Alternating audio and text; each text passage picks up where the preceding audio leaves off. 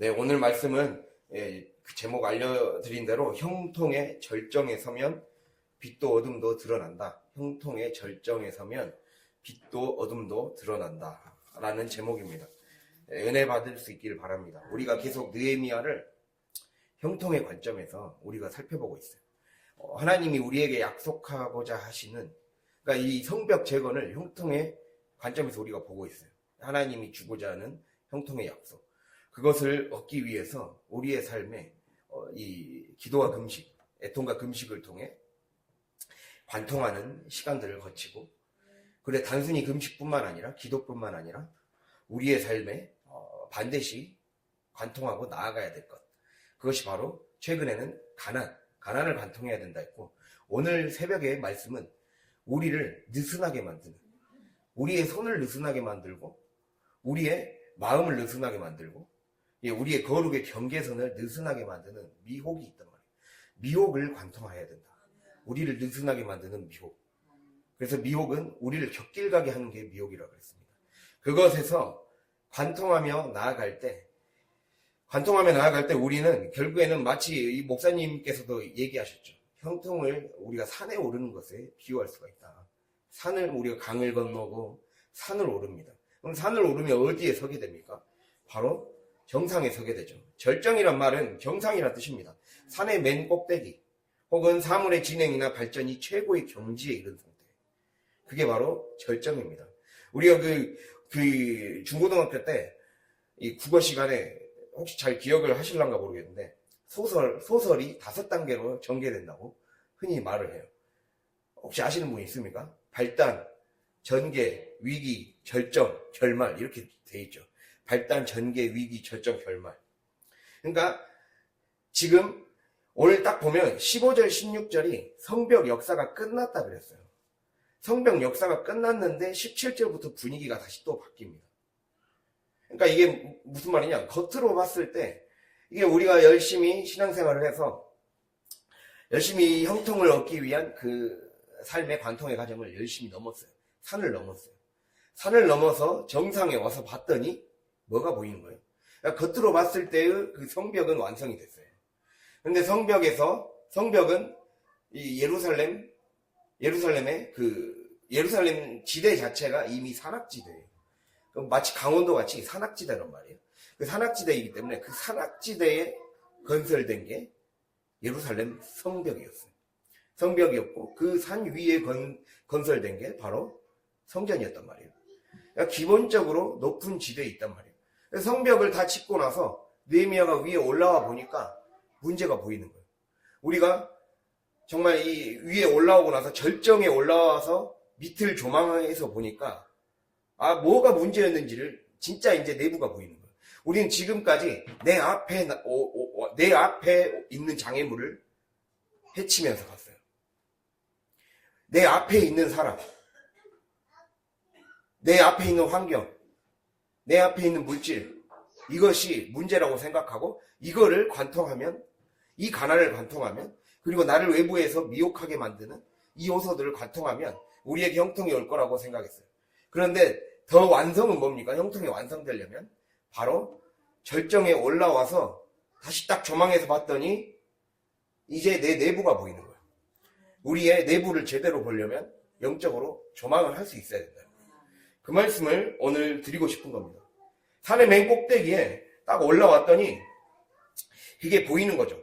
즉 성경에서 절정, 즉 산과 언덕의 정상에는 항상 십자가가 세워졌고 교회 성전이 세워졌습니다. 우리 마태복음 5장 14절 함께 찾아볼까요? 마태복음 5장 14절.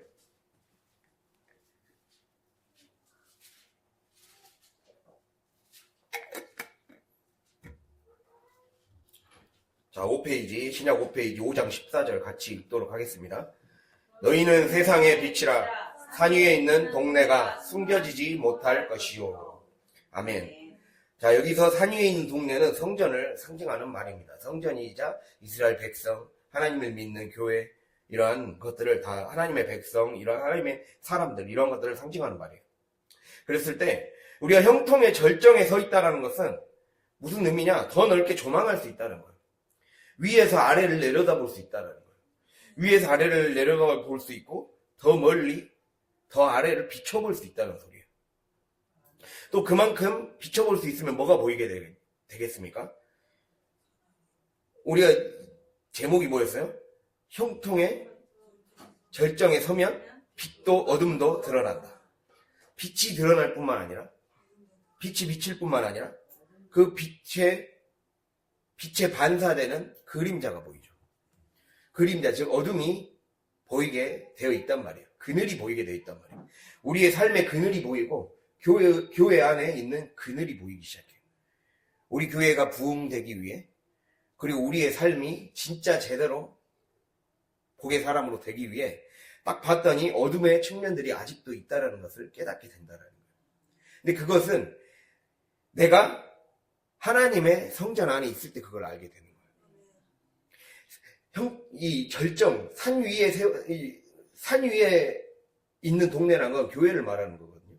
우리가 하나님 곁에 제대로 서게 됐을 때, 우리가 이 삶의 과정 가운데서 하나님 곁에 제대로 서게 됐을 때, 즉 우리가 막혀있던 장애물의 강을 건너고 산을 넘다 보면 이제 결말, 즉 완성전에 꼭 도달하게 되는 이 클라이맥스, 절정에 이르게 된다는 거예요. 그때 하나님의 영광의 빛이 위에서 아래로 딱 비칩니다. 예. 그래서 교회는 또 한 명 한 명인 성전이, 우리가 이 형통의 산을 올라서 정상에 오르게 되는 우리는 뭘 보여주게 됩니까? 우리의 삶에 어둠을 보여주게 되는 거예요. 그 어둠을 보여주고 있는 겁니다. 오늘 말씀으로 다시 돌아가면요, 그 어둠의 모습들을 지금 보여주고 있어요. 어둠의 모습들. 자, 그게 15, 16절에서는 이제 성벽 역사가 끝나서 주위에 있는 사람들이 이제 두려워해서 크게 낙담하고 있었다 했어요. 그러면서 하나님이 우리에게 지금 15, 16절을 통해 말씀하시는 것은, 내가 신앙생활 열심히 형통을 위한 관통의 여정을 하게 되면 하나님이 우리에게 오히려 우리보다 세상 사람들이 더 하나님이 살아계시구나, 이거를 경험하게 해주실 거라는 의미입니다. 16절 보면 뭐라 나와 있습니까? 우리 하나님께서 이 역사를 이루신 것을 알미라. 그게 우리가 안 게 아니라 그들이 알 거라는 거예요. 그들이 알 거라는 거. 그러니까 우리가 정말 제대로 하나님 뜻에 따라 살다 보면 세상 사람들이 우리를 알게 될 거라는 거예요. 두려워하게 될 거라는 거예요. 그것을 우리가 말씀 안에 제대로 든든히 서 있어야 된다는 거예요. 그걸 말씀하는 거예요. 그런데 말씀 안에 든든히 서 있는 것이라는 건 뭐라는 겁니까? 오늘 말씀에 의하면 절정에까지 올라가는 거예요. 그 힘든 고개를 넘어서 언덕의 정상까지 서는 거예요. 그게 곧 우리가 형통의 여정을 가기 위한 중요한 단계예요. 내가 정상에까지 오르는 거. 내가 그 힘든 과정을 올라서 서게 되는 거. 하나님 곁에 서게 되는 거. 하나님을 만나게 되는 걸 의미합니다. 하나님을 제대로 만나게 되는 거. 그래서 우리가 하나님을 제대로 만나게 되면 그때 비로소 진짜 내 모습이 보이게 되는 거예요. 우리 안에 또 다른 모습이 보이게 되는 거예요. 그게 바로 오늘 말씀이 하고 싶은 말이에요. 그래서 아까 발단, 전개, 위기, 절정, 결말할 때 이 절정을 말하는 영어 단어 클라이맥스라는 말은 또 그걸로도 쓰이죠. 극이나 소설, 영화 따위에서 사건의 전개나 어떤 인물의 갈등이 가장 높은 정도에 달한 부분, 이게 절정이란 말이에요. 이때 이제 마지막 인물과의 갈등이 시작돼요. 이게 이 도비아로 나타나죠. 자, 도비아란 말의 뜻은요, 여호와는 선하시다라는 뜻이에요. 여호와는 선하시다. 네? 이게 여호와는 선하시다라는 뜻이거든요. 근데 이 말씀을 우리가 잘 보면요, 이 17절에서부터 19절은 무엇을 이야기하고 있습니까? 유다의 귀족들이 지금 도비아와 동맹을 맺고 있는, 도비아와 친해지려는 모습을 하고 있어요. 도비아가 누굽니까? 도비아가 누구예요? 성경 계속 읽어보면 알잖아요. 산발랏과 도비아, 대적이잖아요. 대적에서 산발랏은 이제 떠나갔어요.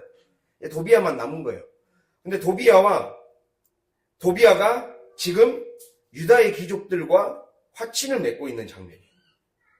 이게 딱 절정에 올라와서 제대로 현실을 딱 봤더니, 이게 이 52일 만에 지금 느헤미야가 예루살렘에 도착한 지 100일 후에 성벽 건축을 시작했고, 성벽 건축 시작하자마자 52일 만에 완성을 했어요.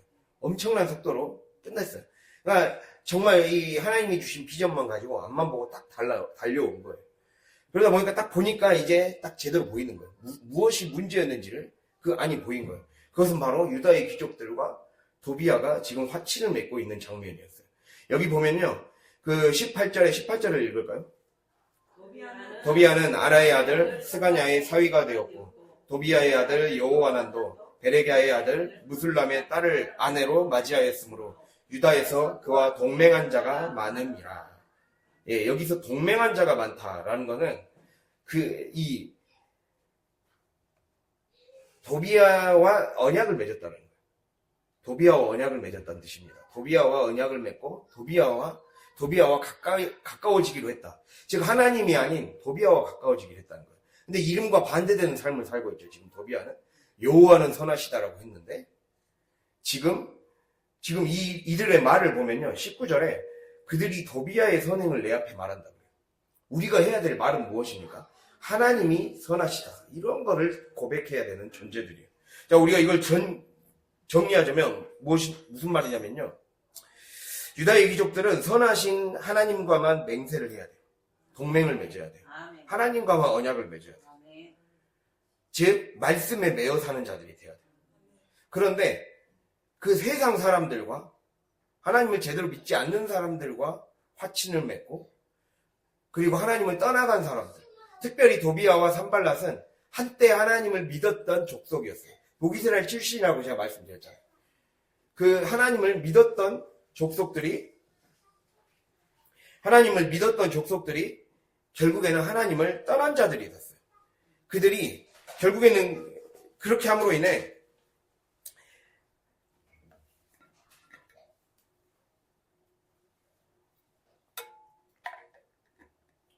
말씀에 매여있는 자들이 아니라 도비아의 가문에 코가 꿰이고 목에 걸려있는 도비아의 말에 좌지우지하는 자로 전락해버렸다는 거예요. 그것을 얘기해주고 있어요. 그래서 우리가 해야 될 행동은 바로 하나님의 선하심을 사람들에게 알게 하는 것이지 도비아의 선행을 알게 하시는 것이 아니라는 걸 지금 이 말씀을 통해 얘기해주고 있거든요. 그러니까 유다의 귀족들이 도비아의 좋은 점을 자꾸 입이 마르도록 칭찬하고 있어요. 그리고 느헤미야의 귀에 도비아와 친하게 지내면 나쁠 것이 없다라고 지금 자꾸 그 얘기를 하는 거예요. 그런데 이거 딱 보면 도비아가 내게 편지하여 19절에 지금 17절에 유다의 귀족들이 여러 번 도비아에게 편지하였고 도비아의 편지도 그들에게 이르렀으니 라고 하고 있고 19절에 도비아가 내게 편지하여 나를 두렵게 하고자 하였느냐 라고 나와 있거든요. 즉 이게 지금 유다의 귀족들이 느헤미야에게 도비아와 가까이 지내면 우리에게 이득을 얻을 게 많습니다. 경제적인 이득, 정치적인 이득, 그리고 뭔가 이 나쁜 사람 아닙니다. 이렇게 좋은 이미지를 만들어서 실제로는 느헤미야의 약점을 알려주는 거예요. 느헤미야의 약점을 도비아에게 알려줘서 그 느헤미야가 무너지게 만들도록 두렵게 만들려고 했다는 거예요. 나를 두렵게 하고자 하였느니라. 이 말씀입니다. 그래서 그렇게 혼인으로 동맹 관계를 맺었어요. 그래서 언약 관계로 경제적인 이권으로 뒤엉켜 있었어요. 서로가 이렇게 묶여 있었다는 거죠. 자, 우리가 이걸 통해서 무엇을 지금 적용해야 되겠습니까? 본래는 하나님의 사람들은요, 세상 사람들과 엉켜 있으면 안 됩니다. 그리고 더 중요한 건 정말 같은 하나님의 백성이었던 사람들, 그러나 결국 이것저것을 이유로 하나님의 믿음에서 떠난 사람들과 이 인연이 엉켜 있으면 안 된다는 거예요. 그것을 우리가 기억해야 돼요. 영적으로 분리가 되어 있어야 된다는 거예요. 그런데 경제적 이득 때문에 영적으로 죽을 수 있고 손실을 볼 수도 있는 시한폭탄을 안에 두고 살았다는 거예요. 그게 우리가 위에 올라가 보니 어둠이 보였다는 거예요. 그것을 지금 말씀하고 있어요. 그래서 도비아도 좋은 사람이에요. 이 말을 하고 있거든요. 그런데 우리에게 이걸 기억해야 돼요. 분별이라는 거는 영적인 기준보다 인간적인 기준에 말이 앞설 때 흐려진다는 거예요. 뭐라는 거예요? 분별은 영적 기준보다 인간적 기준에 말이 앞설 때 흐려진다. 내 감정이 앞서면 분별이 안 되고, 또 말씀을 통해, 그리고 여러 가지 권면을 통해 여러 가지 하나님이 다루시는 그런 나를 다루시는 여러 가지 일들이 있잖아요. 하나님이 나를 다뤄가시는 훈련이 있어요. 연단의 훈련이 있어요. 매일매일의 그 경건의 훈련이 있어요. 그것을 우리는 어떤 방식으로 대해야 돼요? 영적인 방식으로 대해야 된다는 거예요. 인간적인 방식, 내 감정의 방식으로 대하면 결국에는 분별력이 흐려진다는 거예요. 그러니까 매일매일에 우리가 하나님이 나에게 요구하신, 여러분 각자에게 요구하신 훈련들이 있습니다. 그것을 어떻게 하라는 거예요? 영적인 방식으로 훈련하라는 거예요. 그렇게 해야 우리의 분별력이 날카로워진다는 거예요. 분별력에 날이 서서 이 날선 검과 같은 자가 된다는 거예요. 그러니까 이 우리의 삶에 나에게 요구하시는 작은 순종들을 사소하게 여기면 안 되는 거예요. 하찮게 여기면 안 된다는 거예요. 그것을 영적인 방식으로 대처해야 돼요. 내가 그것을 때로는 못할 수도 있어요. 하나님이 원하시는 것을 못했을 수도 있어요. 오늘 제대로 하려고 했는데 또 넘어졌을 수도 있어요. 넘어지는 그 순간에도 하나님께 영적인 방식으로 반응해야 돼요. 하나님, 내가 부족하지만 그러나 성령 의지에서 다시 힘을 얻어서 다음에는 승리하기 원합니다. 이렇게 감사로 받아들인 자는 하나님이 그 사람을 긍휼히 여기셔서 더 힘을 주시는 거예요. 무슨 말씀인지 알겠습니까? 이렇게 되어야 영적인 날이 서는 거예요. 우리 율법주의자들이 아니거든요. 율법주의자들이 아니라 영의 사람들이에요. 하나님은 내가 잘하고 말고를 보는 게 아니라 하나님의 뜻에 맞게 성령의 사람으로 형성될 마음의 준비가 되어 있는 거예요. 하나님께 맡기는 삶의 준비가 되어 있는 거예요. 그거를 보시는 거예요. 그 마음을 보시기 때문에 우리가 이 분별은 영적 기준보다 인간적 기준의 말이 앞설 때 흐려지구나. 인간적 기준의 감정이 앞설 때 흐려지구나. 이걸 늘 기억하기를 바랍니다. 그래서 이 영적으로 단호하게 끊을 사람을 끊어야 되고, 끊을 감정을 끊어야 되고, 끊을 관계를 끊어야 되고, 끊을 인연을 자꾸 미련을 두면 안 되는 거예요. 그러면 그렇게 인간적인 정, 관계, 또 자기 이득을 위해 어떤 걸 내려놓지 못하는 그것을 내려놓지 못하면 계속해서 그러니까 어떻게 보면 이 6장 15절부터의 싸움이 진짜 형통을 위한 싸움이에요. 진짜 형통을 위한 싸움. 내 안에 마치 이 솥단지에 들러붙어 있는 그 누룽지처럼 빡빡 긁어내도 잘 안 빠지는 그러한 때나 이런 것처럼 굉장히 좀 신경 써서 해야 되는 작업인 거죠. 우리 영적인 방식으로 그걸 해야 바뀔 수가 있다는 거예요. 그것을 우리에게 지금 주님이 얘기하고 있어요. 근데 그것이 제대로 보이려면 내가 항상 분별의 눈이 열려야 되는 거예요. 분별의 눈. 하나님은 우리의 삶에 영적인 조망권을 주고 싶으신 거거든요. 영적인 조망권. 영적으로 조망할 수 있는. 크게 볼 수 있는. 더 자세히 볼 수 있는. 그것을 주님이 주고 싶으신 거예요. 근데 그건 어디에서 길러지겠어요? 삶의 만남에서 길러지고 하나님이 우리에게 요구하시는 작은 순종의 훈련에서 이미 그게 길러지는 거예요. 그거에 다 답이 있는 거예요. 우리가 여기에서 져버리면 승리하지 못한다는 거예요. 우리가 제가 폰을 지금 톡에 뭐 하나 그림 보내줬거든요. 한번 보실래요?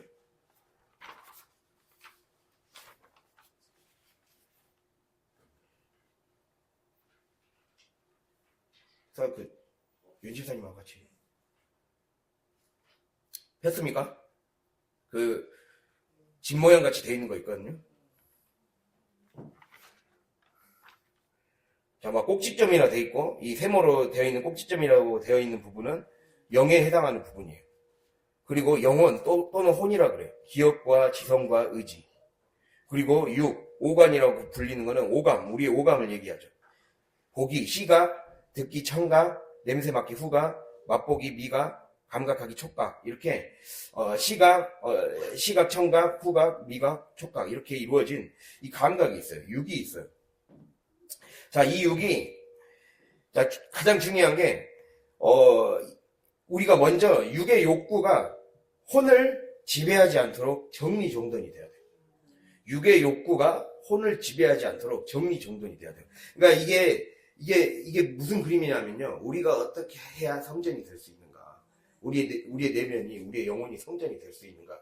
이거를 얘기하는 거거든요. 근데 인간의 육의 욕구가 혼을 지배하지 않도록 해야 된다는 거예요. 인간의 구조 자체가 이렇게 이루어졌다는 것을 지금 얘기하고 있는 거예요.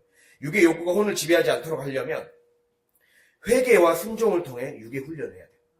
회개와 순종. 회개와 순종을 통해 육을 훈련시키는 거예요. 그러니까 내가, 하나님이 우리에게 어떤 순종을 요구하세요. 되게 별거 아닌 것 같아 보이는 순종을 요구하세요. 근데 그거는 나를 재단 위에 올려놓는 작업이에요. 나를 매일매일 제가 재단 위에 올려놓는 훈련이에요. 그 훈련을 자꾸 시키는 거예요, 하나님이. 그래서 회개와 순종을 하게 함으로써 육의 훈련이 되어야, 육이 정돈이 되어야 혼이 소란해지지 않는 거예요. 혼이 소란스러워지지 않는 거예요. 그렇게 돼야 혼이 소란스러워지지 않아야 영이 집중할 수가 있는 거예요. 그러니까 가장 중요한 건 혼을 소란스럽게 하지 않는 게 중요해요. 우리가 혼이 소란스럽지 않아야, 즉 우리의 기억과 지성의지, 지정의가 마음이 막 들쑥날쑥하게 만들면 안 돼요. 그러려면 내 육이 정리정돈이 잘 돼 있어요. 육의 정리정돈. 그래야 내 혼이 소란스러워지지 않고 더 나아가서 영이 하나님의 말씀에 반응할 수 있는 그러한 상태가 돼요. 이런 거를 평정심이라고 합니다. 평정심. 이 평정심을 유지하게 하는 게 중요해요. 내 마음이 조그만 특히 육은 뭐냐면요. 외부의 감각에 반응하는 게 육이에요. 외부의 감각. 그러니까 정말 우리가 영적으로 성장하려면요. 세상적인 감각을 멀리하는 게 제일 가장 중요한 성장의 길입니다. 영적 성장의 가장 중요한 거는 세상적인 감각을 멀리하는 거예요. 보지 않으려고 하고, 듣지 않으려고 하고, 먹지 않으려고 하고, 만지지 않으려고 하고, 냄새 맡지 않으려고 해야 돼요. 이게 무슨 말인지 깨달아질 수 있기를 바랍니다. 내가 그러니까 절제하는 거예요. 내가 쓸데없는 말을 많이 하는 거, 이것도 아무거나 맛보는 거예요. 무조건 뭘 많이 먹는 거에 문제만이 아니에요. 뭔가 쓸데없는 말을 많이 하고, 조그만 거에도 예민하게 반응하고, 감정적으로 되고, 이러한 것도 해당하는 거죠. 그러한 것이 이 육의 욕구가 지배하지 않도록 해주는 거예요. 그래서 육에서 들어온 것들이 정리정돈이 되어야 혼이 하나님을 더 깊이 알 수 있는 단계가 준비되는 거예요. 이게 조명이라 그러거든요. 그러니까 육이 정리정돈이 된 상태가 정화라 그럽니다. 정화. 육이 정리정돈된 상태. 회개와 순종의 훈련. 회개와 순종으로 나를 주님의 재단 위에 날마다 올려놓는 거죠. 주님의 재단 위에 올려놓고 그 성령의 불로 나를 태우는 거예요. 성령의 불로 날마다 나를 태우는 거예요. 여러분 순종, 매일매일의 시간의 순종, 물질의 순종, 내 마음의 순종, 하나님이 나에게 특별히 요구하신 어떤 행동과 언행 심사의 순종, 이것은 나를 재단 위에 올려놓고 태우는 거예요. 그걸 태우는 작업을 자꾸 하는 거예요. 그걸 통해서 회개와 순종에 훈련시키는 거죠. 이게 우리가 드려지는 거예요. 우리가 제물로 드려진다는 인식을 항상 갖고 있기를 바랍니다. 그냥 그 존재로 살아야 돼. 나는 지금 제물이구나. 제물은 맞아, 흠없이 드려진다 했지. 흠없으려면 내가 욕구가 마음대로 날뛰지 않게 해야 되겠구나. 선악과 함부로 따먹지 않게 내 말조심, 입조심, 귀조심, 눈조심 해야 되겠구나. 이것이 우리 안에 딱 기본적으로 되어 있어야 돼요. 그게 될 때, 육에서 들어온 것들이 이렇게 정리정돈이 될 때 맑아지기 때문에, 영혼의 상태가 혼이 맑아지기 때문에 조명이 되는 거예요. 하나님의 빛이 딱 제대로 비치는 거죠. 창문이 비치는 거예요. 여기 이 집에 딱 창문에 해당하는 부분이잖아요. 지금 여기 보면은 그림이 그렇잖아요. 창문에 해당하는 부분, 문에 해당하는, 문으로 들어오는 창문에 비춰지는 이 기억과 지성과 의지가 창문이 맑아야 돼요. 창이 맑아야 돼요. 내 육을 잘 다스리는 거는 창을 맑게 하는 작업이에요. 그렇게 함으로써 내 안에 하나님의 말씀의 빛이 제대로 진리의 빛이 들어오게 만드는 거죠. 그러한 작업을 할 때 우리의 삶에 하나님의 생기가 들어오는 거예요. 그때 이제 하나님의 생기가 들어옵니다. 성령의 생기가. 즉 영이 하나님을 향하게 되면 혼이 재조직돼요. 육의 질서가 잡히는 거예요. 무슨 말씀인지 알겠습니까? 이게 알겠습니까? 예. 그래서 그렇게 될 때 영이 하나님을 향해야 내 혼이 정리가 되고 육의 질서가 잡히는 거예요. 이러한 삶을 주님이 원하시는 거예요. 그러니까 이게 우리가 이 관통의 과정을 통해 가난을 관통하고 미혹을 관통하고 우리의 안에 있는 무분별, 애통과 금식을 통해 우리 안에 있는 무분별을 관통하고 이렇게 하나하나 관통하다 보면 우리의 삶에 뚜렷해지기 시작하죠. 영이 맑아지기 시작해요. 영이 맑아지고 아까 뭐 이걸 설명한 거예요. 영혼이 맑아지면서 우리가 어느덧 형통의 절정에 오르게 된 자신을 보게 되는 거예요. 형통의 절정에 오르게 된 자신을 보게 되면서 하나님의 뜻이 이제 읽어지기 시작해요. 보여지기 시작해요. 무엇이 지금까지 문제였고 내가 더 하나님께 가까이 가려면 이 부분을 해결해야 되겠구나. 그게 딱 해결해야 될 것과 안 그런 것이 딱 갈라지기 시작해요. 이 육이 제대로 내가 훈련이 안 돼 있으면요. 이것도 해야 될 것 같고 저것도 해야 될 것 같고 막 헷갈려요. 늘 정신이 없어요. 그래서 정신이 없고 어수선하고 마음이 정리정돈이 안 되고 그냥 가만히 있다가 갑자기 누군가의 말 하나에 갑자기 과거 상처까지 얘기해갖고 갑자기 롤러코스터 타갖고 화가 나버리고 이게 왜 그러겠습니까? 정리가 하나도 안 돼 있기 때문에. 육이 정리가 하나도 안 돼 있기 때문에 딱 조그만 것에 마치 그 방아쇠를 당길 준비를 하고 있다가 펑 터트려 버리는 거죠. 그런 것처럼 저에게도 해당하는 말입니다. 우리 모두가 이것들이 되어질 때 하나님을 더 깊이 만날 수 있습니다. 하나님을 더 깊이 만나고 정말 하나님의 것들이 우리 안에 더 하나님의 그 보화가 하나님이 우리에게 주시고자 하는 보물들이 들어오게 됩니다. 진짜 형통을 손에 쥐게 된다는 거예요. 이 말씀을 오늘 드리고 싶은 겁니다. 내가 형통의 절정에 서고 싶으면 이 형통의 절정을 아까 뭐라 했어요? 이 산 위에 세운 동네, 교회예요. 성전이에요. 성전이 세워지는 거예요. 성전이 세워져서 빛을 비추는 존재가 되는 거예요. 이제 나에게 빛을 비추고 남에게 빛을 비추는 존재가 되는 거예요. 그래서 너희는 세상의 빛이라고 주님이 말씀하신 거예요. 너희가 형통의 절정에 오르는 그 순간까지 그 순간을 포기하지 않고 이 너의 육을 하나님의 제단 위에 드리고 성령의 불 위에 날마다 자기 자신을 태우고 그리고 이 육의 제단 위에 나를 태울 때 이거를 육적인 방식으로 육신의 방식으로 쏟아버리지 말고 영적인 방식으로 대처할 때 하나님이 그 사람에게 이 정리정돈할 수 있는 은혜를 주시겠다는 거예요. 치유해 주시겠다는 거예요. 그 과정이 아까 기억, 지성, 의지. 제가 제자 훈련 때 한 거거든요. 우리의 기억을 치유해 주시겠다는 거예요. 우리가 이게 자꾸 우리 안에 이 상처와 어떤 욱해버리는 그것은 우리의 기억이 왜곡되어 있기 때문이에요. 우리의 기억이 상처받아 있기 때문이에요. 이 상처받아 있던 감정을 소망으로 치유해 주시는 거예요. 기억을 소망으로 치유해 주시고 우리의 무지한 지성을 믿음으로 치유해 주시는 거예요. 그리고 우리의 늘 고장난 의지, 자꾸 엉뚱한 방향으로 가는 의지, 하나님 잘 믿겠다고 해놓고 또 내 육신대로 가는 육의 방향으로, 영의 방향으로 향해야 되는데 의지가 굉장히 중요하거든요. 의지가 치유가 되어야 영의 방향으로 의지가 향할 수 있어요. 내 의지의 방향이 치유되면 사랑이 부어지는 거예요. 그래서 기억이 치유돼서 소망이 되고 지성이 치유돼서 믿음이 되고 의지가 치유돼서 사랑이 되는 거예요. 그 믿음과 소망과 사랑이 우리 안에 영적인 하나님과의 더 깊은 만남으로 우리를 안내해 준다는 거예요. 이게 형통의 절정에 오른 자의 모습이에요. 그렇게 될 때 우리의 삶이 더 분명하고 선명하게 하나님의 뜻이 보여지기 시작한다는 거죠. 그때부터 문제의 핵심이 보이기 시작해요. 이제 그때부터는 이제 제대로 정비될 것들이 보이기 시작하니까 그냥 그것이 딱딱딱 그것에 맞춰서 봉사만 하면 돼요. 그래서 이 느헤미야가 그게 보이기 시작하니까 문제가 딱 보이는 거죠. 지금 하나님이 아닌 다른 것에 마음을 뺏긴 자들이 있네. 다른 것에 마음을 뺏긴 요소들이 있었네. 미묘하게 해결하지 못한 과거의 사람들이 있었네. 과거의 상처들이 있었네. 그리고 아직 교회로, 아직 이 이스라엘 공동체가 제대로 세워지기 위해 좀 허술한 부분들이 많았네. 우리 안에 허술한 부분들. 우리 안에 복받기 위해 허술하게 되어서 우리의 꿈이 허술하고, 우리의 준비가 허술하고, 우리의 물질의 준비, 마음의 준비, 그리고 영적인 어떤 역량의 준비, 은사의 준비, 이게 허술하다는 거잖아요. 7장 1절부터 4절은 그게 허술하다는 거예요. 여기 4절 보면, 7장 4절 보면, 그 성읍은 광대하다 그래요.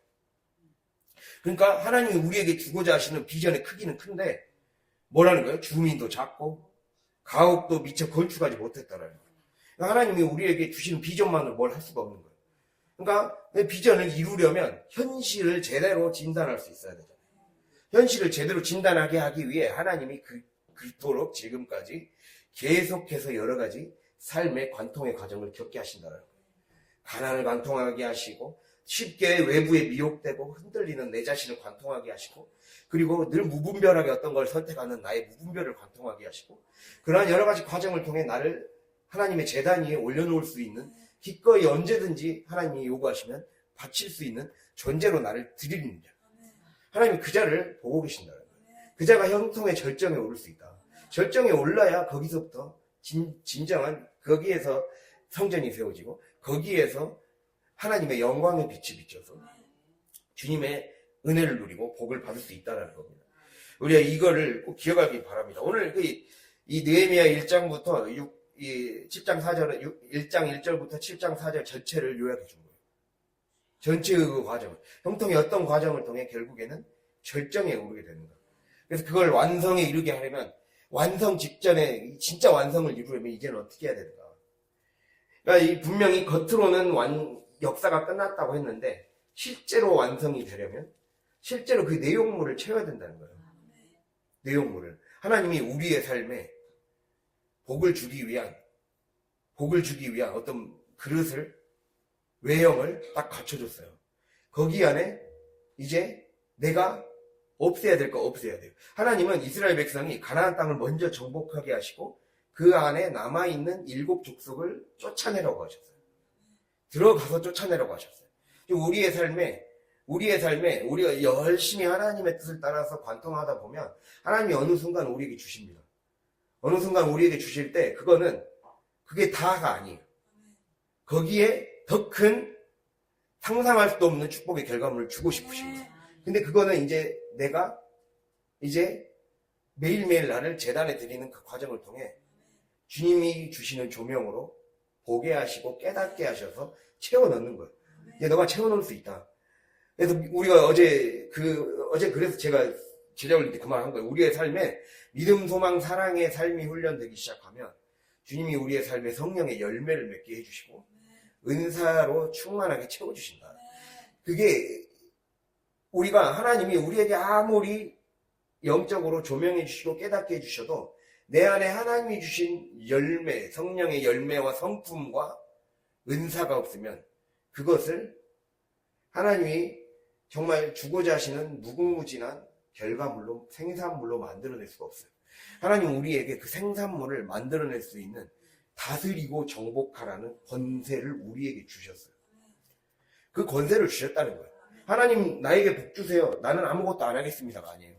하나님 나에게 복 주세요 해놓고 하나님 우리에게 주시는 건 복을 마음대로 선용하고 더 확장시키고 불릴 수 있는 권세를 주시겠다는 거예요. 불릴 수 있는, 그래서 달란트를 주시고 불릴 수 있는 어떤 집을 주시고 환경을 주시고 물질을 주시고 자녀들을 주시고 그렇게 주시는 거예요. 그거를 통해서 이제부터는 너가 거기에서 불려라. 만약에 그렇게 했는데 한 달란트 받은 자 같이 게을러버리면 그때는 내가 책임을 묻겠다는 거예요. 이해가 됩니까? 여기서부터 진짜 형통을 위한 싸움이에요.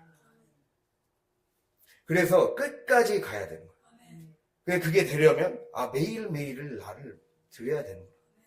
이것을 꼭 기억할 수 있기를 바랍니다. 그렇게 형통의 절정에 설 때 내 안에, 우리 안에 있는 어둠이 들춰지기 시작합니다. 드러나기 시작하고, 또 그래서 17절에서 19절은 어둠이 드러난 거예요. 하나님을 믿는다고 했는데 잘못 믿었던 나의 모습. 세상과 조금 짝하면서 세상 반, 세상 생각 반, 세상 사람 반, 하나님 반, 이렇게 믿었던 모습. 유다의 귀족들은 그런 식으로 양다리를 거쳤죠. 그런 것처럼 우리 안에 하나님 믿는다고 하면서도 내 생각의 방식과 하나님 방식을 섞어서 믿으면 하나님은 그것으로 역사하지 않는다 그랬잖아요. 하나님은 하나님과 재물을 겸하여서 섬기지 못한다 그랬고, 나 외에 다른 신을 두지 말라 했어요. 하나님을 원하는 방식의 믿음이 아닌 것이 다른 신이에요.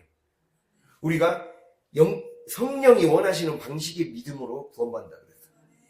내가 원하는 인간적인 방식의 믿음이 아니에요. 내가 어떤 거를 이렇게 되게 하실 줄 믿습니다. 이루어 주옵소서, 이 믿음이 아니라는 거예요. 성령이 우리에게 새롭게 조명해 주셔서 하나님이 원래 너에게 원하셨던, 너의 설계도에 원하셨던 것은 이것이다 라고 하나님이 발견하게 해주십니다.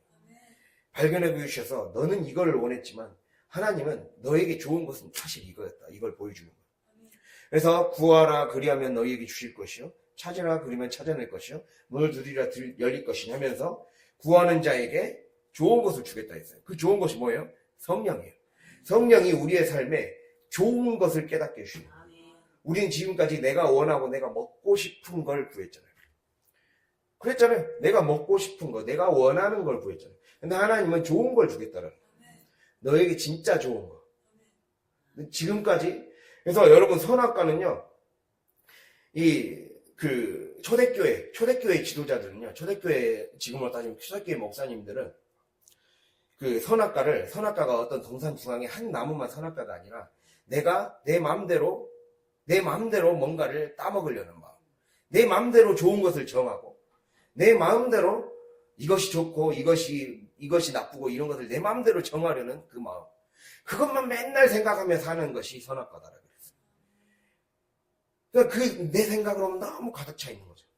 내 계획으로는 너무 가득 차 있기 때문에 하나님이 우리의 육의 훈련을 통해 나를 자꾸 내 안에 쓸데없는 생각으로 가득 차 있는 거, 하나님의 구원에 아무 도움이 없는 것들을 잘라내는 거예요. 나의 그 생각을 잘라내고, 나의 육신에 그러한 정말 도움이 되지 않는 것들을 잘라내고 훈련시키는 거예요. 단순하게 만드는 거예요. 그래서 오직 하나님만으로 딱 통합될 수 있게 만드는 거죠. 그러니까 내 안에 여러 가지 생각으로 가득 차 있는 그 생각들이 다른 신이에요. 다른 신. 알겠습니까? 하나님의 생각으로 딱 유일신이 돼야 돼요. 하나님의 생각으로 유일신이 될 때까지 하나님은 우리를 훈련시킨다. 그것입니다. 그게 딱 명확히 될 때까지 하나님은 우리를 계속해서 관통을 더 요구하십니다. 이걸 항상 기억하시기 바랍니다. 이게 되도록 하나님이 얼마나 우리를 다루시는가, 이거를 깨달아야 됩니다. 그렇기 때문에 그렇게 되기 시작할 때 우리 안에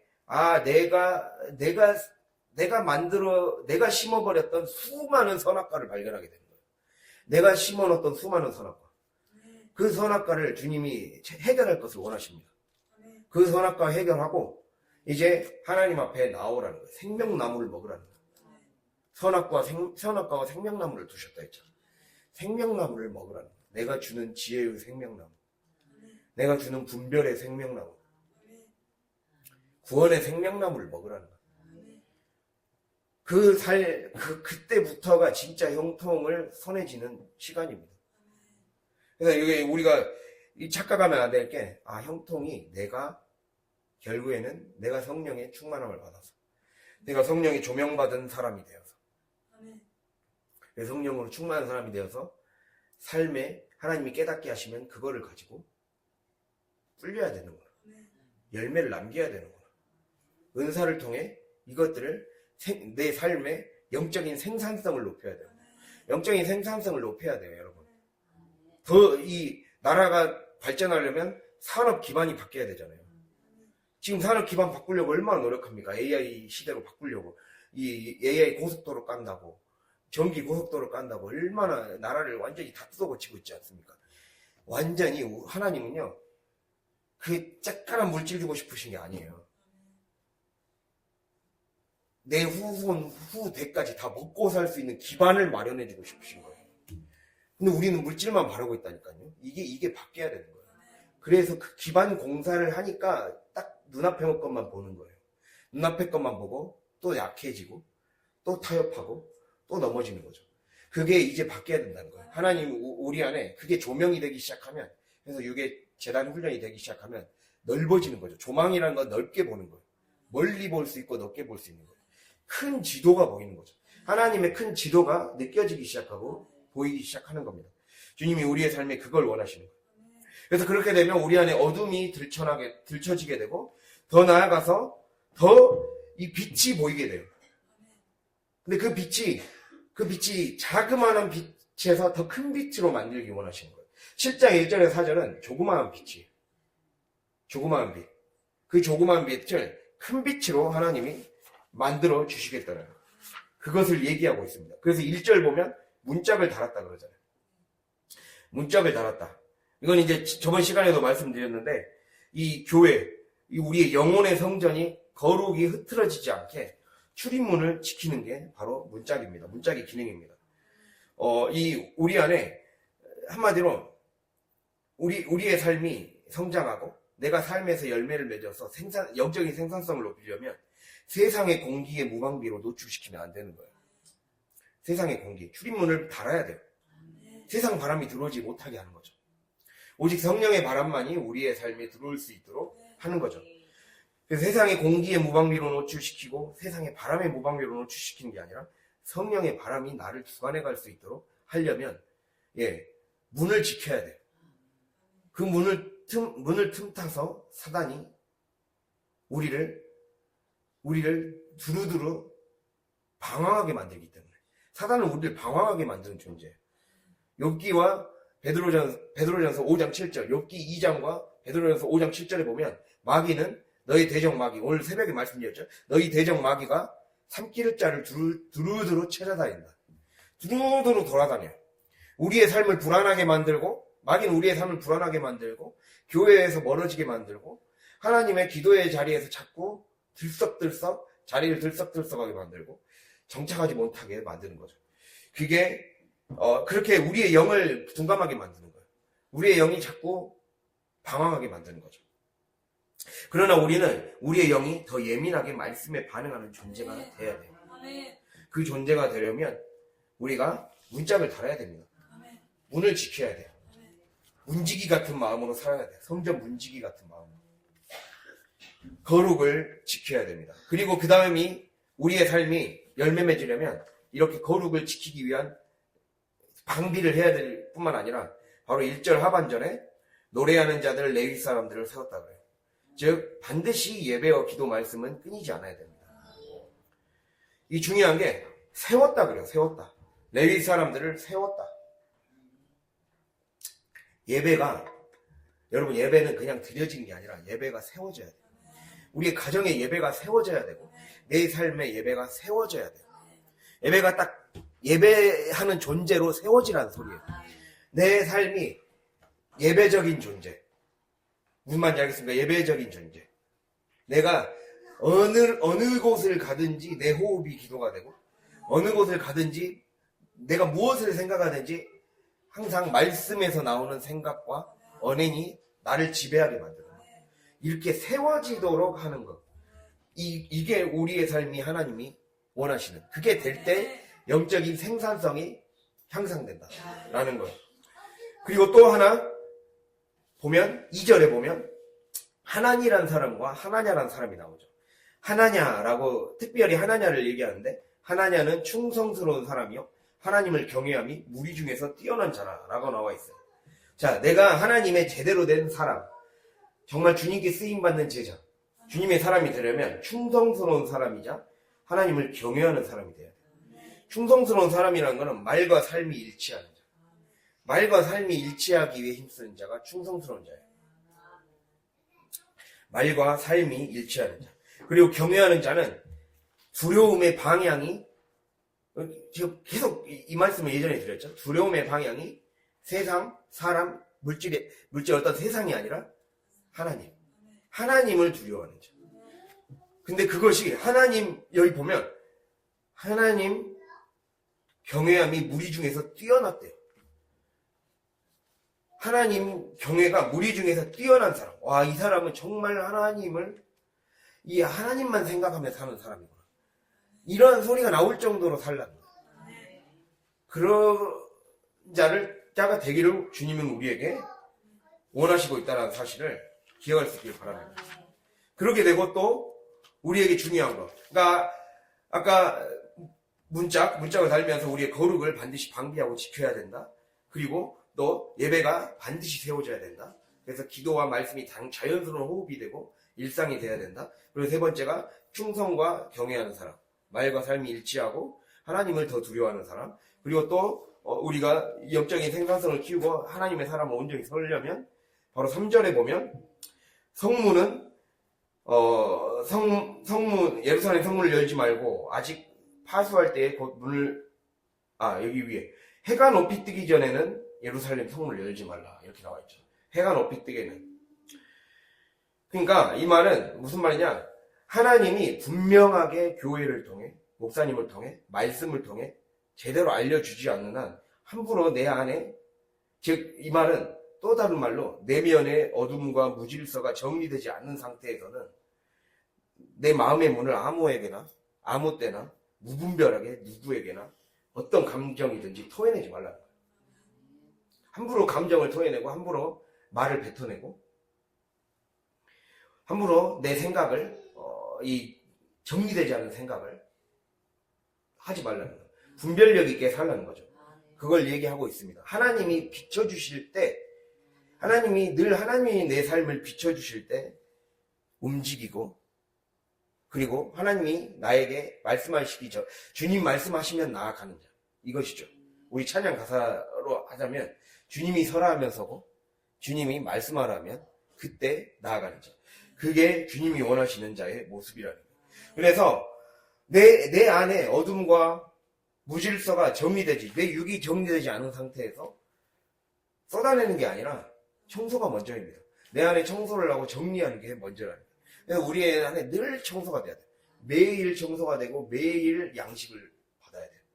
매일 육의 청소가 일어나야 되고 육의 청소가 일어나서 혼이 맑은 영혼이 되도록 영양을 늘 준비시켜야 되고 그런 자가 받는 매일의 만나와 메추라기는 그에게 살리는 양식이 되겠죠.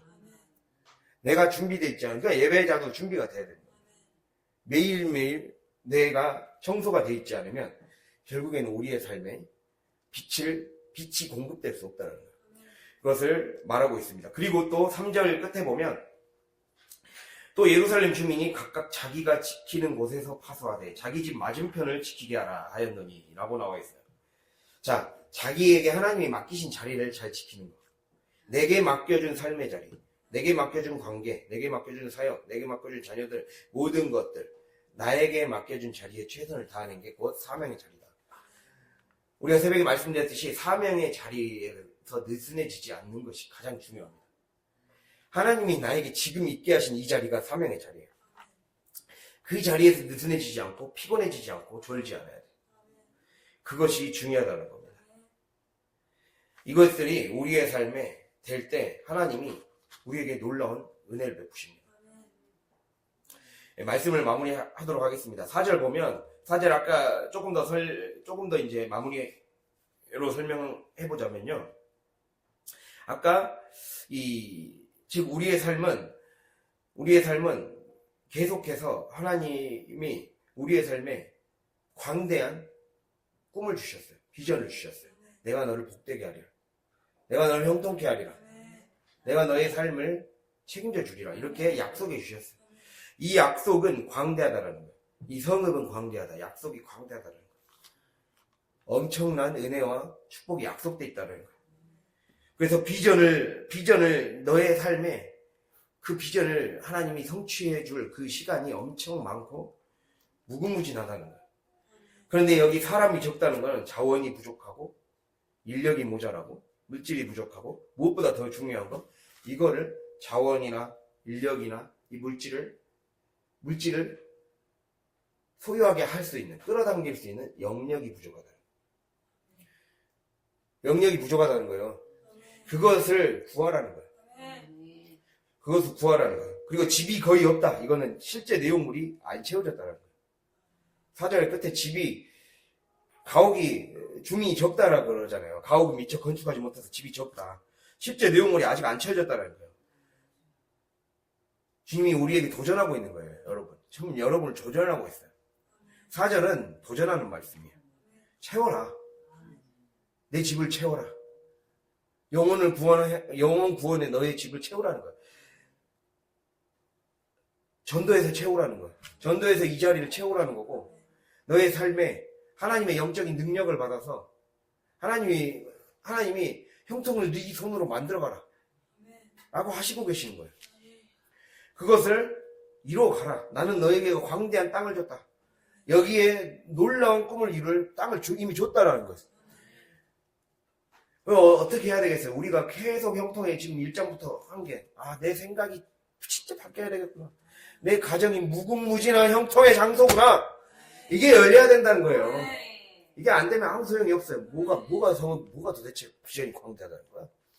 아직 나의 삶은, 아직 내 남편은 이러고 있는데, 아직 자식은 이러고 있는데, 아직도 못 본다는 거야. 아직도 무분별하다는 거야. 이게 깨져야 됩니다. 주님이 이거를 깨뜨리기를 주님이 지금 바라고 계십니다. 성읍은 광대합니다. 여러분이 하나님이 여기에서 엄청난 기회의 땅을 주셨어요. 마치 해남의 솔라시도 땅처럼 엄청난 기회의 땅을 이미 주셨다니까요. 그 안에 하나님의 능력이 임하고 내가 하나님 앞에 바로 서고 내가 나를 매일매일 제단 위에 드리고 그 제단 위에 드린 내가 제대로 영혼이 맑아져서 이 제대로 된 양식을 먹는 거죠.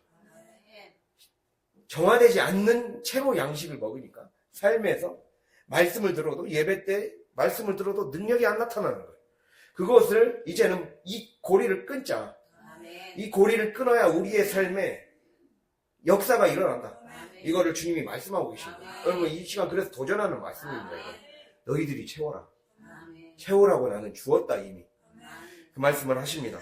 그래서 우리가 하나님이 우리에게 우리의 삶의 공간을 제대로 리모델링하고 바꿔가고 더 확장시켜가기를 원하시는 하나님의 마음을 깨닫고 이 우리의 삶이 끝까지 갈 때까지